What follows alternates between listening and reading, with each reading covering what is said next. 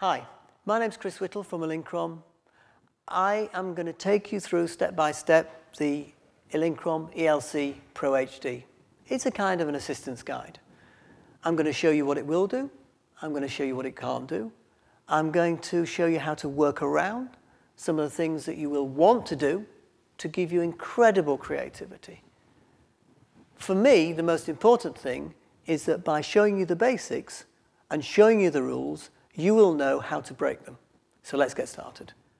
Okay, so let's look at the controls. Everything is on the back panel. The top left-hand corner is the on-off button. So I just press and release that, and you see the version number of the software and the display illuminates. Here we have the menu button, which will take us through the menus, as we'll see a little bit later.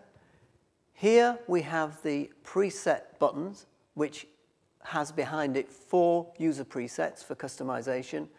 Here we have everything to do with the modeling lamp. And here we have 2 function buttons. The function buttons vary, in effect, according to the indicator here. So you'll see if I just press this button on the left, the display just went a little bit dim because I hadn't done anything for a minute.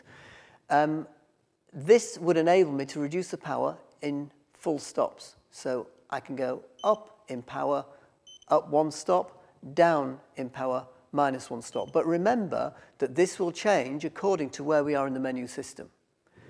Here it says test, and that means that this is a flash test button. As far as the display itself is concerned, it shows us on the top the status of Skyport.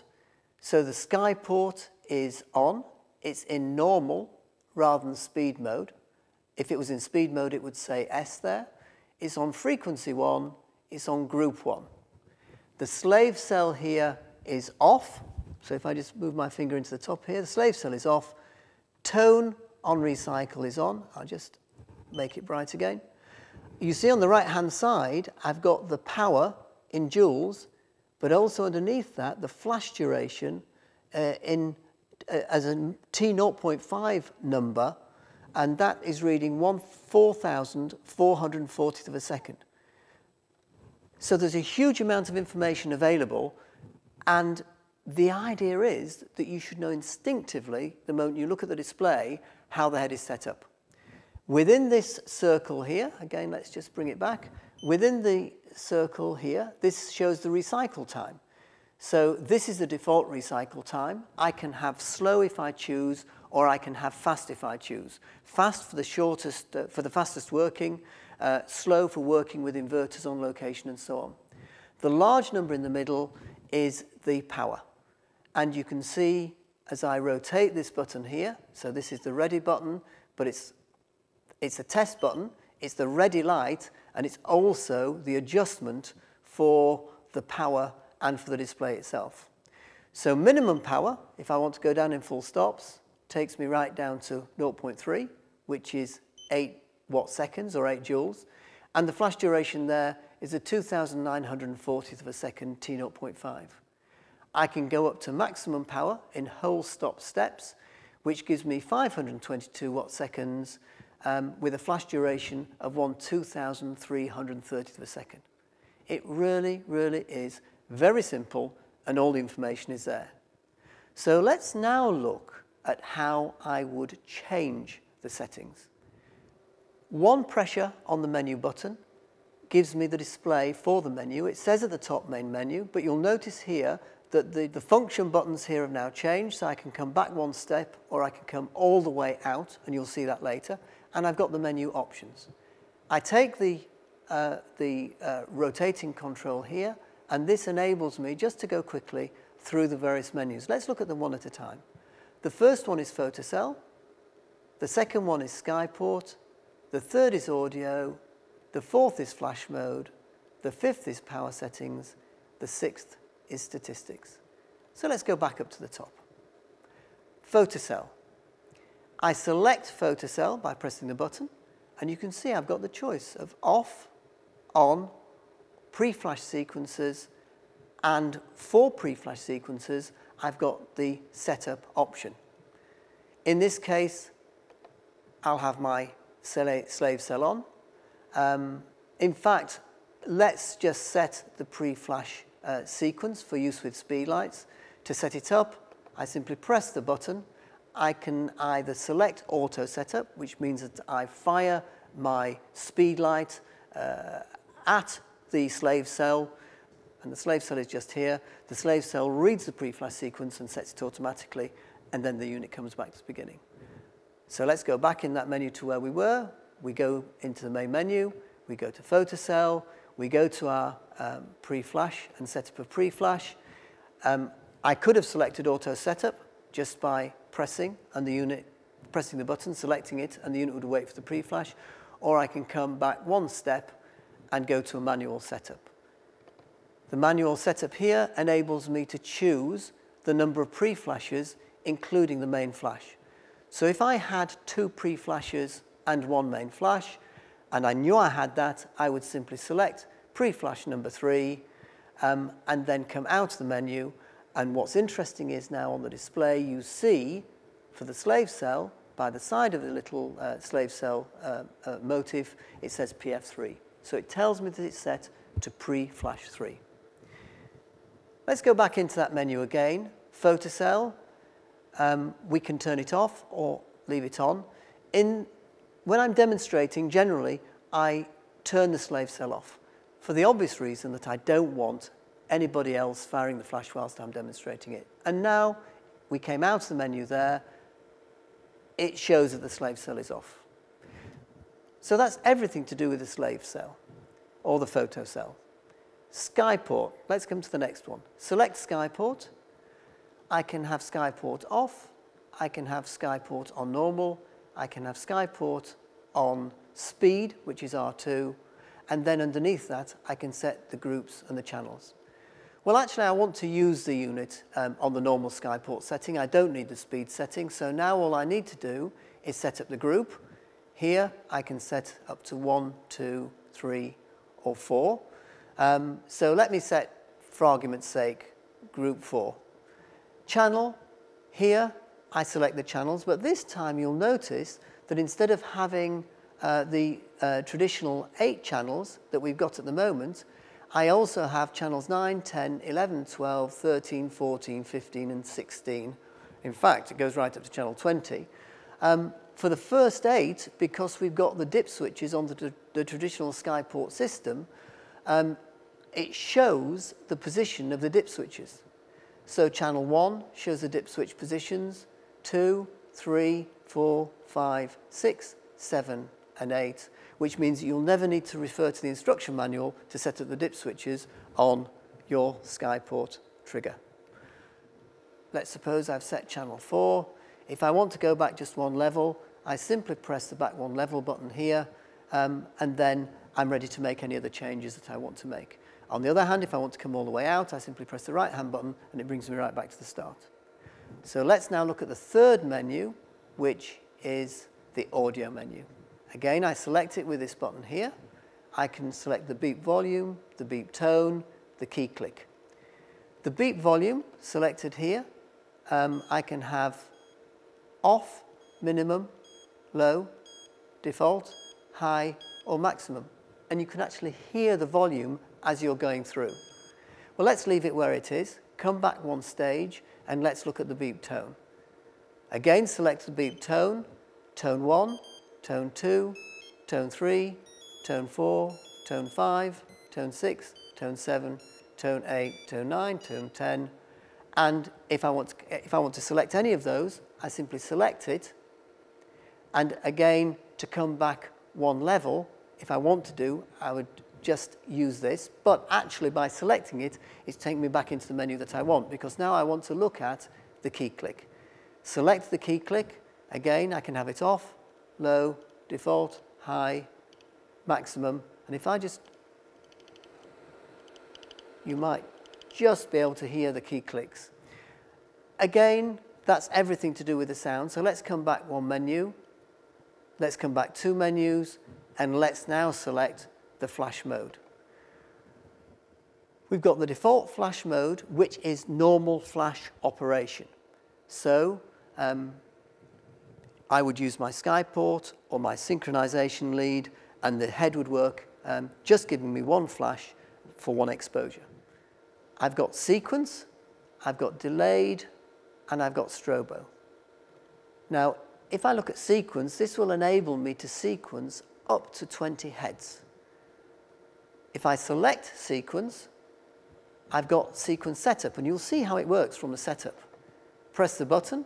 The first thing to do is to address the unit. So I press this button, and I'm going to give this unit address number 1 out of a total of 20. So this is unit number 1. I select it. I then go down to the second option, which is the total number of units. I press and select it. I can select the total number of units. Well, let's suppose that I wanted to recycle to 500 watt seconds at 10 frames a second, with a motor drive at 10 frames a second. And let's suppose, therefore, that I had 6 heads, because each of these units will recycle to full power in 0.6 of a second.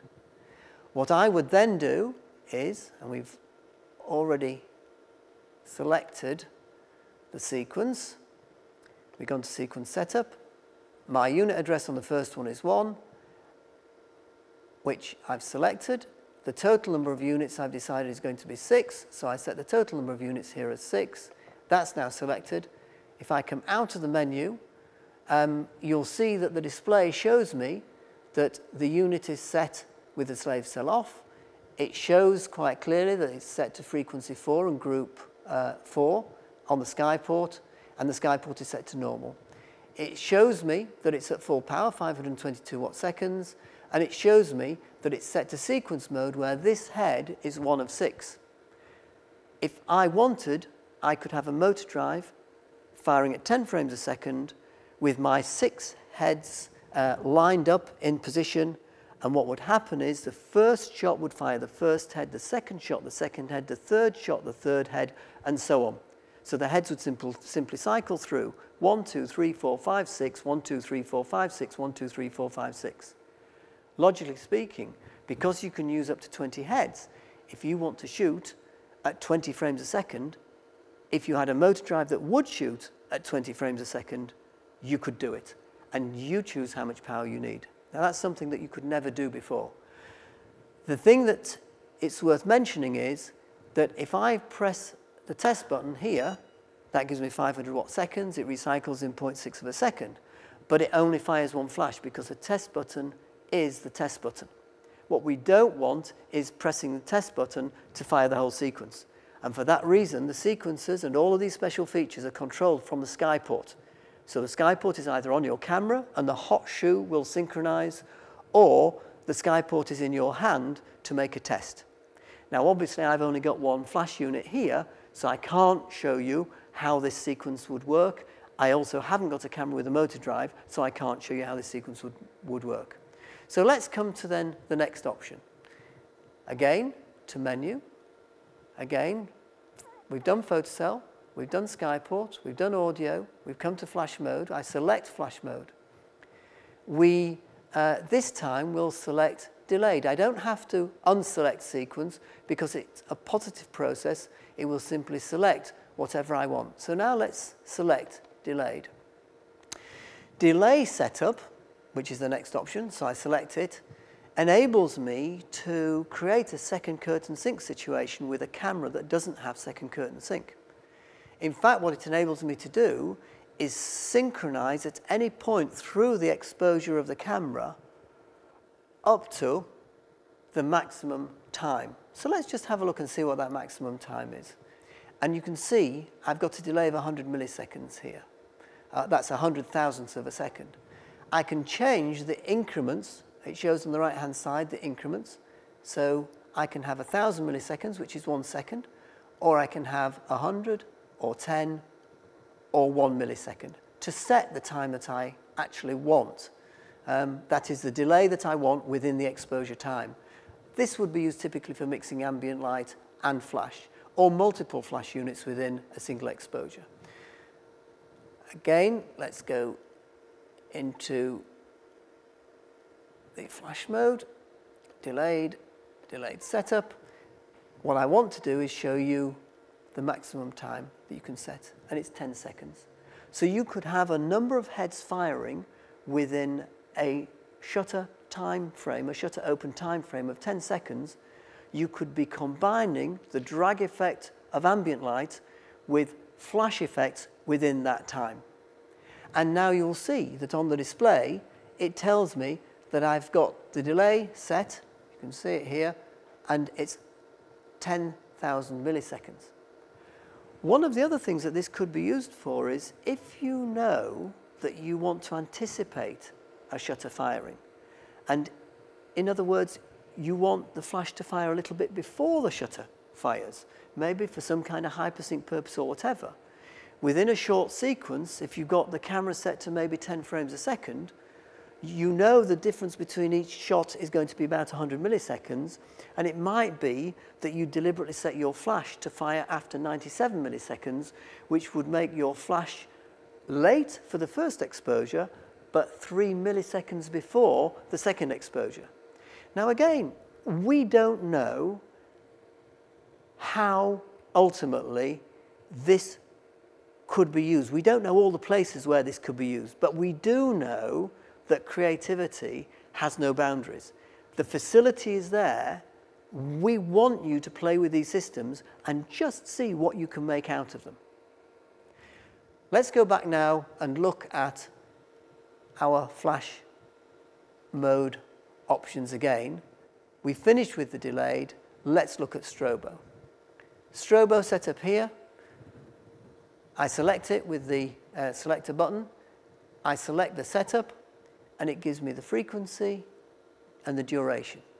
If I select frequency, I can have the frequency in hertz from 1 hertz, which is 1 flash per second, up to 20 hertz, which is 20 flashes per second. Let's suppose I choose 10 hertz. Then my next option is a duration. So I select the duration. And the duration can be anything from a half a second right the way through to 5 seconds. Well, let's leave it at 5 seconds and let's just see what happens. So I select that. I come out of the menu. So now I've got the unit set to frequency 1 group 1, which is what I've got my Skyport set to. I've got strobo mode, 5 seconds at 10 hertz. I take the Skyport here, I press the button, and notice what happens. The fan comes on louder because the fan obviously is having to work quite hard to now cool the charged circuits. But this unit isn't saying, help, you're destroying me. It's saying, look guys, I can't do that. I'll do my best. I will give you 10 hertz, but I'll only give you whatever power is available. And it tells you with the beeping that it will not give you the power that you need. So what's our mistake? Our mistake is simply having too much power set. So let's reduce the power. Let's go down in full stops and let's do it a different way around. Do it a different way. Let's have the power very low and see what happens when I've got the power at 8 watt seconds. Press it again. You have got 10 hertz for 5 seconds at 8 watt seconds. Every single flash is a perfect flash. Every exposure is to within 1/10 of a stop, and the color temperature on each exposure is absolutely spot on.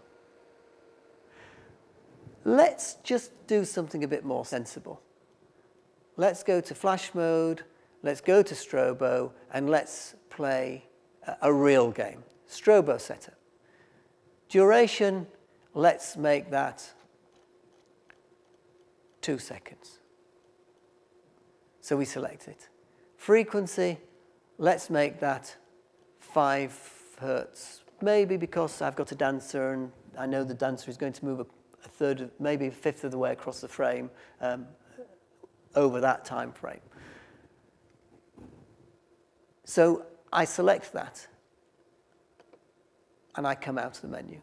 So it tells me here I've got 8 watt seconds, strobo, 2 seconds at 5 hertz. And of course that works perfectly at 8 joules. But let's go up in power, let's go to 16. Let's go up in power again, 33. Let's go up in power again, 66. Oh, sorry, 65. Let's go up in power again, 131 watt seconds.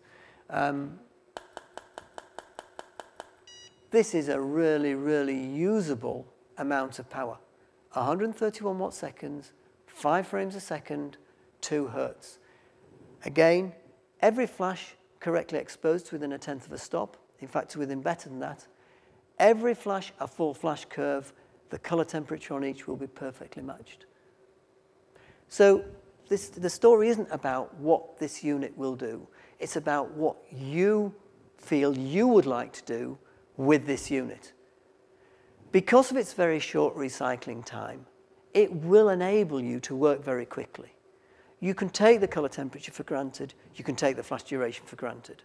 So as I said earlier, get the day job out of the way, and then in the extra time that you've created, think about how you can use some of these features to play and to create truly unique lighting effects. Interesting thing, of course, I've completely messed up this menu. And if anybody else was coming to use this unit after I've set it as it is now, they might worry about how to put it back to default settings. It's really simple. Simply take the 2 arrow buttons here, press and release, and the unit will reset itself to factory default settings.